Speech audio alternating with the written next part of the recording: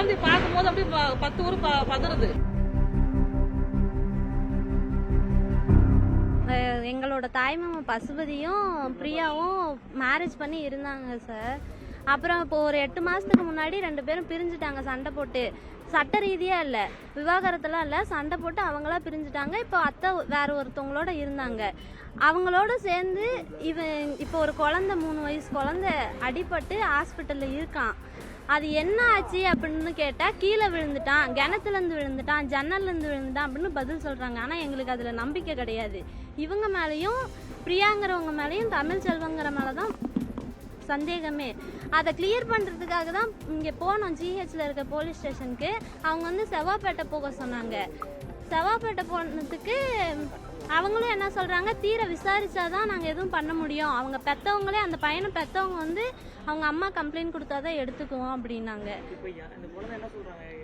இந்த குழந்தையாவது நாங்கள் காப்பாற்றணும்னு நினைக்கிறோம் சார். கீழே விழுந்துட்டேன்னு தான் சொல்கிறாங்க கடைசி வரைக்குமே.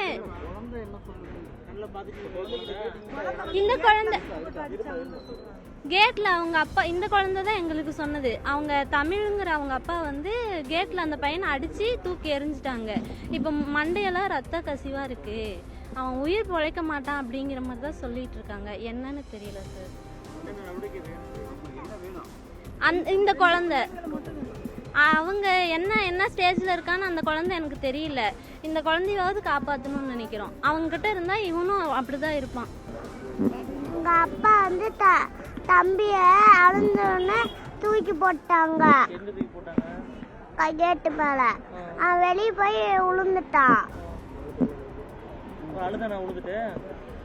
அழுந்தா அப்பா பேரு தமிழ். அழுவல இல்ல, அழுந்தா கொஞ்சம் ஆட்டால வரும்போது பேசினான், ஆனா பேசவே இல்லை. எங்களுக்கு இப்போ அந்த குழந்தை உயிரோட இருந்தாலும் சரி, இறந்துருந்தாலும் சரி, அதுக்கு என்ன ஆச்சுன்னு தெரியணும். அது எங்களுக்கு தேவை. அந்த குழந்தை முழுமையாக என்னாச்சு. இந்த ஒரு குழந்தையும் இருக்குது, அந்த குழந்தைய நாங்கள் இப்படி இழக்க முடியாது. அந்த குழந்தை எங்களுக்கு வேணும்.